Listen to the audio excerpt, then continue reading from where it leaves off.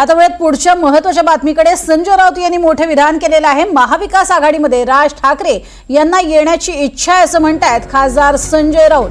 मवियामध्ये येण्याची इच्छा राज ठाकरे यांनी व्यक्त केली आहे, अशी ही माहिती संजय राऊत यांनी दिलेली आहे. अर्थातच यावरती आता काँग्रेसची भूमिका काय असेल हे पाहणं महत्त्वाचं ठरणार आहे. तसंच राष्ट्रवादीकडनं सुद्धा कोणती भूमिका स्पष्ट केली जाते हे पाहणं महत्त्वाचं ठरेल. आगामी महापालिका निवडणुकांमध्ये हे सगळे एकत्रित महाविकास आघाडी म्हणून लढतायत का हेही पाहावं लागेल.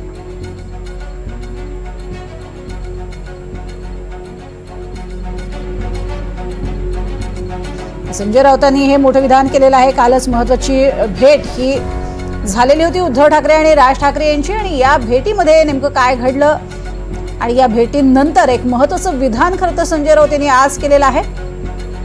महाविकास आघाडीमध्ये राज ठाकरे येणार काय हा प्रश्न वारंवार उपस्थित केला जात होता आणि त्यावरती ते इच्छुक आहेत असं म्हणत राज ठाकरे हे महाविकास आघाडीमध्ये येण्यासाठी इच्छुक आहेत हे स्पष्ट झालेलं आहे. अर्थातच संजय राऊत यांनी ही स्पष्टोक्ती दिलेली आहे.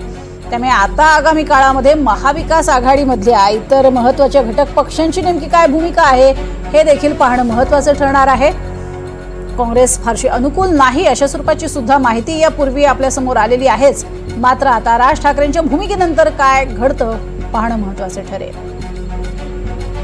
महाविकास आघाडीत यायला एक लक्षात घ्या, महाविकास आघाडीमध्ये जर नवीन घटक यायचा असेल तर नक्कीच एकत्र बसून चर्चा करावी लागेल असं माझं म्हणणं आहे.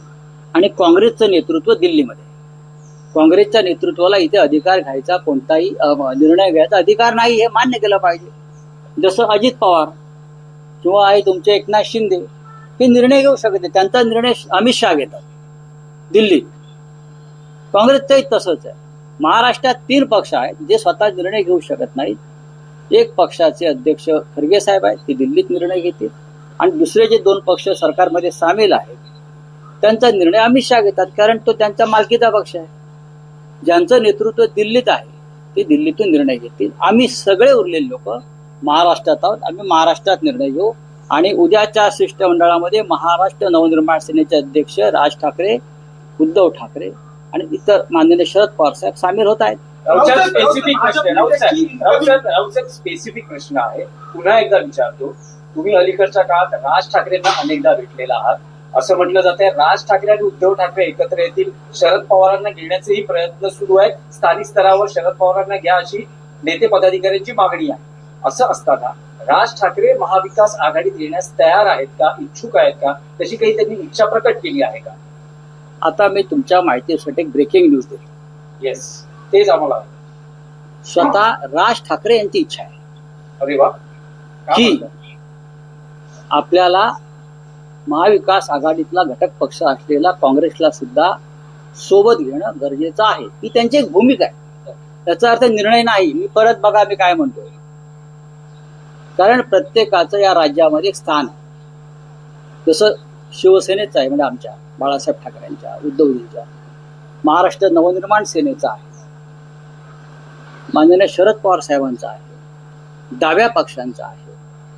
तसंच काँग्रेस सुद्धा महाराष्ट्रातला एक महत्वाचा पक्ष आहे. काही निर्णय घेताना जसं शिष्टमंडळामध्ये काँग्रेसचा समावेश होणं गरजेचं आहे, ही आमच्या सगळ्यांची भूमिका आहे. ती राज ठाकरे साहेबांची सुद्धा आहे. त्याच्यामुळे तुम्ही जे प्रश्न विचारताय ते निरर्थक आहे. चला,